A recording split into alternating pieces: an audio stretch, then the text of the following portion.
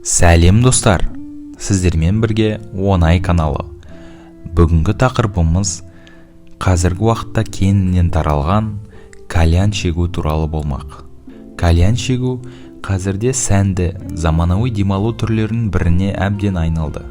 Демалыс орындары, кафелер, мейрамханаларда кальянның түрі кездеседі. Кальянмен темекі шекпейтіндер де әуестеніп кетті. Алайда бір қарағанда зиянсыз қызығушылықтың денсаулыққа зардабы қандай?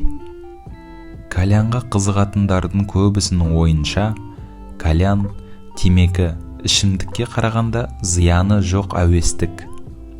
Егер сіз де кальянды бұрын-соңды тартып көрсеңіз, келесі алдағы ақпаратпен таныс бола отырайық достар. Темекі шегудің экзотикалық түрі кальян қазірде өте танымал. Оған себеп не? Көпшілік кальянның темекіден гөрі зияны аз деп ойлайды. Сондай-ақ, темекіге түрлі ароматизаторлар қосылып, оның жағымсыз дәмін жасырады. Кальянның түтіні қалың, әдемі болып шығады. Соның арқасында ол ерекше романтикалық шығыс атмосферасын қалыптастырады. Кейбір демалу орындарында кальян бөлмелері бар.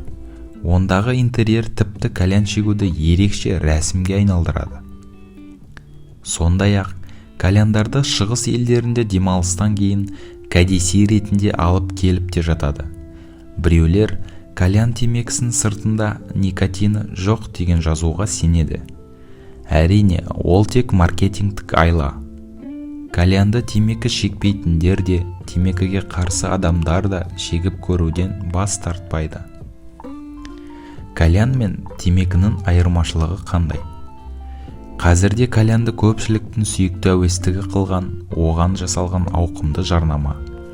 Оны өндірушілер мен сатушылар кальянды зияны аз темек тарту түрі деп көпшілікті сендірді. Алайда бұл қате тұжырым.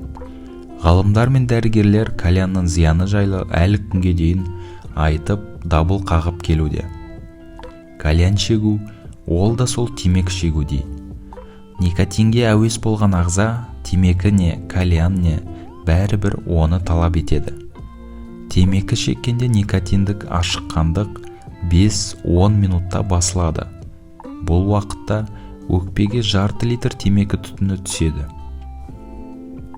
Ал кальянды орташа есеппен бірнеше сағат шегетіндікке байланысты, сіздің өкпеңізден 150 темекіден болатын түтін өтеді.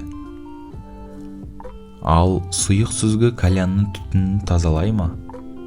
Кальянның түтіні сұйық сүзгіден өтсе де, толығымен түрлі қоспалар мен никотиннен тазармайды. Оның құрамында тұншықтырғыш газдың үлкен мөлшері, ауыр металдар тұздары мен канцерогенді қосылыстар сақталады. Никотиннің қалған мөлшері 1 сағатта 5 қорап темекідей болады. Сондай-ақ, кальян жабық бөлмелерде шегілетініне байланысты, оның түтіні гипоксия, яғни ауа жеткіліксіздігін тудырады. Бұл да кальянның ағзаға улы әсерін жоғарылатады. Қазірде жастар арасында кальян отырыстарын ұйымдастыру кең таралды. Жиі кальян шегу никотинге тәуелділікке әкеледі. Сондай-ақ, бір кальянды бірнеше адам шеккенде түрлі тыныс жолдарының жұқпалы ауруларын жұқтыру мүмкіндігі жоғарылайды. Кальян шеккен достарының арасында отырған адам оны тартпаса да пассивті шегуге шалдығады.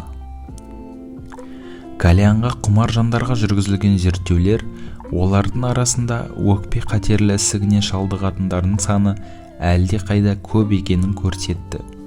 Сондай-ақ, сараптамалар бойынша темекі шегетіндер мен кальян шегетіндердің бұл ауруға шалдығу мүмкіндіктері бірдей екен. Кездейсоқ өмірінде бірнеше рет қана кальян шегіп көргендер оны тұрақты қабылдайтындардан әлде қайда көп. Олар кальян арқылы жаңа эмоциялар сезінгісі келеді. Көп жағдайда кальян шегу сәнге кірген рәсімнен құр қалмаудың амалы ғана. Бұл кезекті қызығушылық, қоғамның әсері. Бір қарағанда зиянсыз бұл қызығушылықтан болашақта зардап шекпеу үшін қазірден бастап өзіңізді тыя біліңіз. Ал сіз кальян шегесіз бе?